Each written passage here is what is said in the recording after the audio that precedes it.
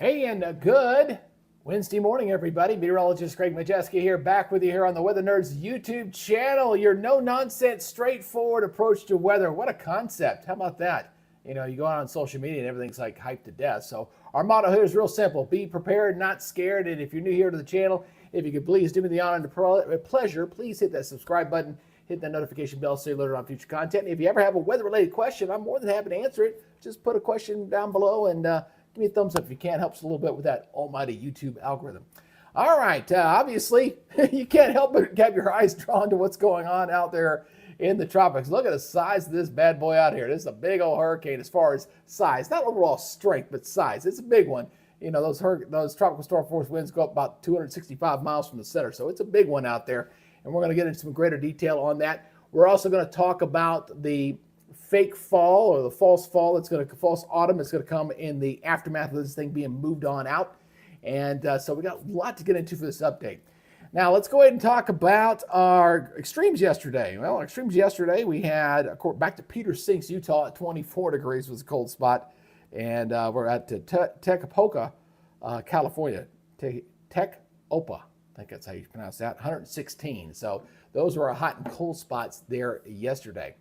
All right, well, we got some stuff we're going to talk about. We got some cold front here coming across here the east that's going to be catching our hurricane here. This is one of a couple of cold fronts that are going to be coming on down in here, as you're going to be seeing here in the days ahead. Let's go look over the surface map. We're going to transition over to that and get out of my studio mode here. Here we go.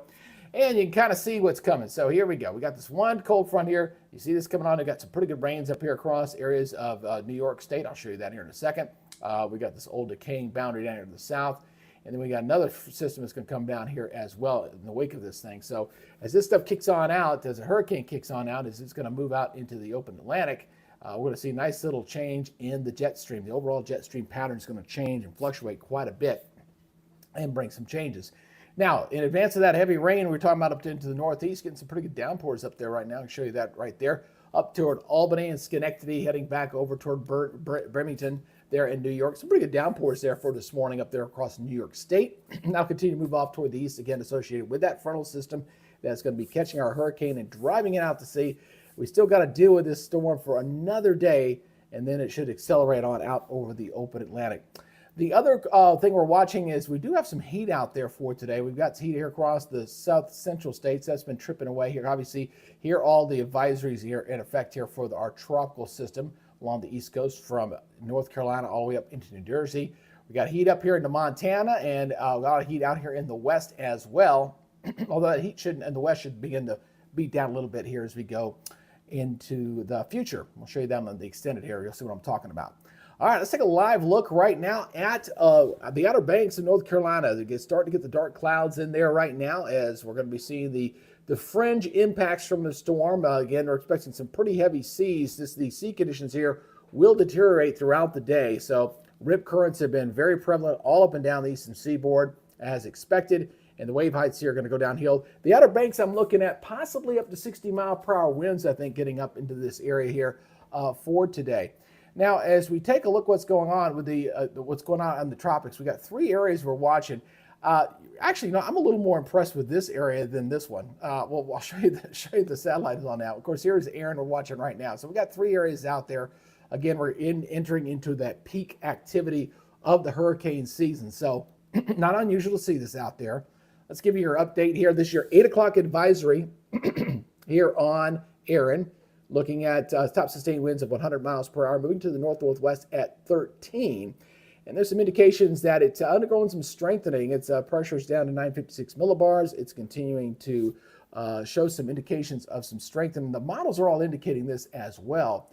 As you were seeing a nice little explosion of thunderstorms right around the core here. It's really looking better organized today as compared to yesterday. You had a little bit better wind shear yesterday. I'm noticing very good venting on all four quadrants. It's looking very uniform, symmetrical. So I think we might see some strengthening. It's a question of how much. The Hurricane Center does bring it back up from 100 up to 110, but it would not shock me if it goes a little bit higher than that. I've always said down here before that when it comes to the hurricanes and stuff out there, strengthening forecast is still a little bit of a tricky thing. We get pretty good with the paths, but the strength forecasting can be a little bit of a problem. Here's those other issues out here out in the tropics. Again, you got this area here, but you see what I'm talking about. This one here looks a little more impressive than this one out in front of it, although it's got the higher chance for development. And the one that's out in front of it, that looks like that's going to stay out in the Atlantic. The one behind it, not really showing all that much promise, at least on the ensemble models. Check this out on the ensembles here. As I got this looping on through, you kind of notice here this track. Obviously, there's our ERIN track right there. This is that area that's out in that showing that 60%. But the one south, not really showing much promise there, at least not on the ensembles. It's a little bit off the screen there, a little bit, just kind of going off to the west here a little bit. And we'll see where it ends up going here. That's way far south. I mean, it's really got to come back up, at least with the leewards here, to kind of see where it's going to go. So it's being suppressed. The other thing I noticed with this long range, just how far to the west or the east the Bermuda high is. It is way off to the east. That's why we're getting this weakness here off the eastern seaboard, causing everything to go up. It is really favoring over toward the Azores and not over toward Bermuda. So it is very much further off to the east than what you would normally typically see. So as long as that stays there, that weakness is going to be off the eastern seaboard. And that's going to stay very prevalent, I think, as we go ahead and wrap up the month of August. That's why the east is going to see a nice little cool down, at least briefly. It's what we call it fake fall. I'm going to show you that in a second on that. I do want to talk about the wave heights again along the eastern seaboard with ERIN here. So I do want to show you this again. The storm begins to ride on up. These conditions are going to go downhill along the coastal areas here. So from Georgia up to South Carolina, North Carolina, the Outer Banks are getting grazed here. That right there, my friend, is 18 to 20 foot seas getting real close there. So that's going into tonight. So that's going in toward about midnight, 2 o'clock in the morning. Looks like tonight's will be the worst of the Outer Banks will be coming on through.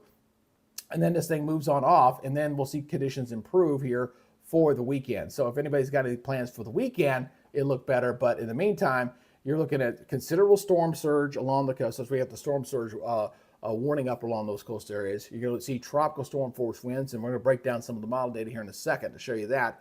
And things will begin to improve going into Friday. But for today, going into tomorrow, conditions are going to deteriorate there on the Outer Banks as they get this glancing blow from this category 2 hurricane. All right, so let's go ahead and talk about what we're seeing elsewhere across the country for today. We do have some other hot spots to talk about here from a thunderstorm perspective. So let's go ahead and break this down here for today. And we did have some isolated flooding here in Georgia yesterday, and I wouldn't be surprised to see it again here for today. So let's go ahead and break this down. Look at your day one outlook here. We got a little corner up here across North Dakota, and we got some activity here in the deep south. So we're talking here from Birmingham, Jackson, heading over toward Natchez, over to Killeen, Austin, San Angelo. This whole area here could see some isolated severe thunderstorms, some gusty winds, and of course some heavy rains. That's going to be your main threat there for today here on your Wednesday. What about Thursday? Let's go check out Thursdays here. Again, just a marginal risk here across Minnesota, the Dakotas once again, with another system there traveling along the jet stream there. And then that'll shift a little bit further to the east here from the UP of Michigan back over toward Colorado here, going in towards your Friday. So just a general thunderstorm threat across the southeast. So those are your 3 days there. I'll go through that one more time. So there's day one, that's today. That's for your Wednesday. Day two, and there's day two, and then here's day three. So there's your all three of your days there for your thunderstorm threat.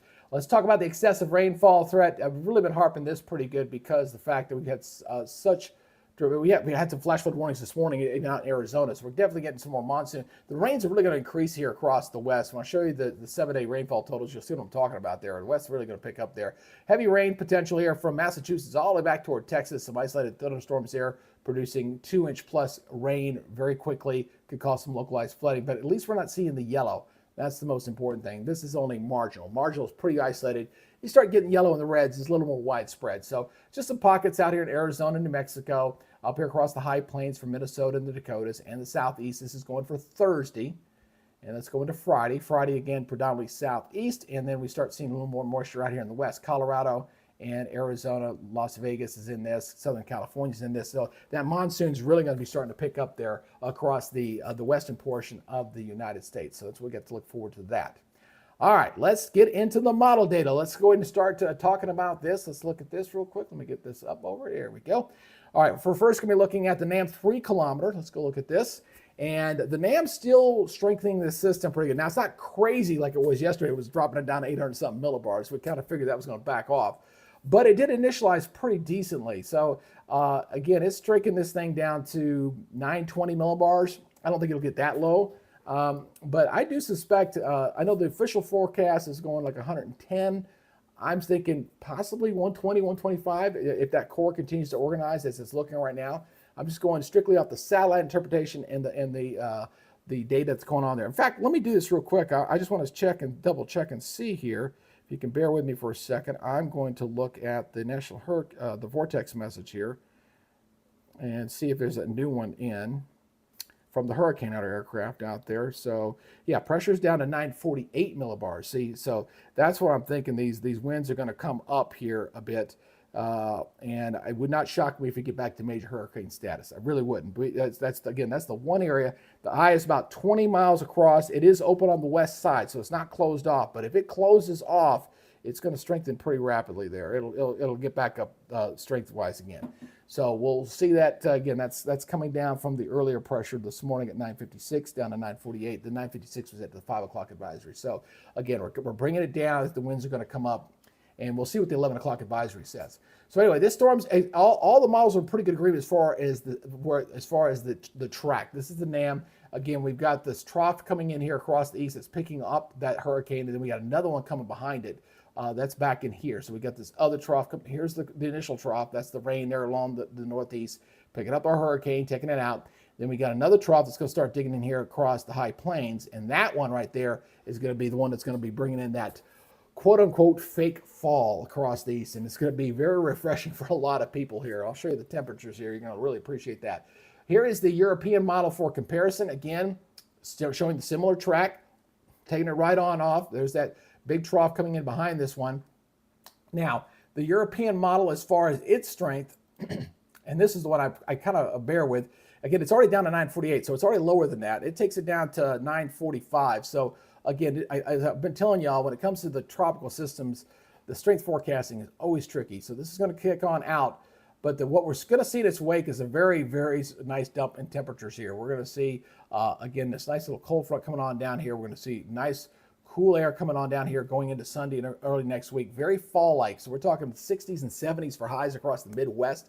It's going to be very refreshing. Even getting into the southeast. I know this is 8 o'clock on Thursday morning, showing this is 60 mile per hour winds. They're pretty close to it. 63, 64, 58 mile per hour winds. We got 45 mile per winds, 40 mile winds here for those inland counties here just along the Carolina coast. So again, these are your wind gusts coming in here. So it's going to be pretty gusty winds here. It's going to also bring in a lot of onshore wave action. It's going to kind of pile up in here right along the coast. So we're talking about some heavy beach erosion for that. Now, once the system starts to pull away, the winds are going to shift around. See, the winds are pulling out of the east. See, the barbs are going to pull away, and should see things begin to improve at that time. But again, looks like going into later this afternoon, winds aren't bad right now, but really starts by heading into tonight, going into tomorrow morning, 2 o'clock in the morning. The winds really kind of come up, and they peak tomorrow morning and tomorrow early afternoon as this goes on by. All right, so that's your wind action on ERIN.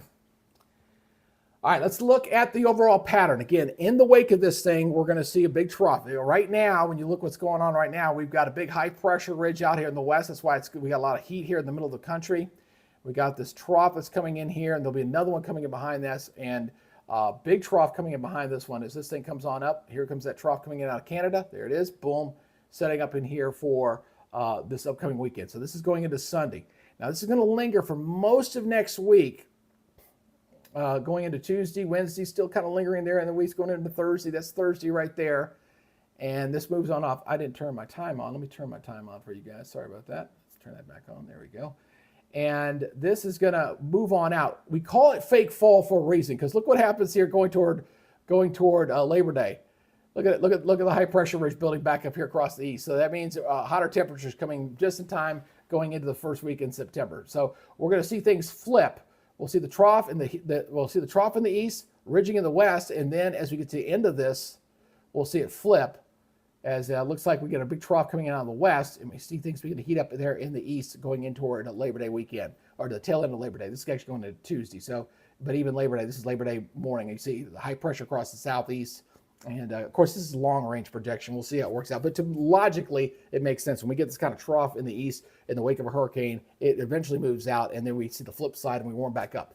Thus the term fake fall, right? All right. All right, so let's go take a look at the 7-day here as we kind of got this moving on out to get the moving on the hurricane. Here comes our trough coming in here across the east. We'll see some scattered showers going into the weekend into the northeast, and we'll see some rains in the southeast. But this very nicely here. I mean, very nicely here across the east. When this thing clears on out, I mean, we're talking some very, very nice cool weather here across the Midwest, here getting into the southeast, the northeast as this hurricane moves on out. It's going to be hot in the west, folks. I wish I had better news for you guys out there. It's going to be quite hot, and we're going to break down those temperatures here in just a second. But nice, refreshing fall air mass here coming in across the east. All right, so rainfall totals here next 7 days, the northeast, obviously with a couple fronts moving on through.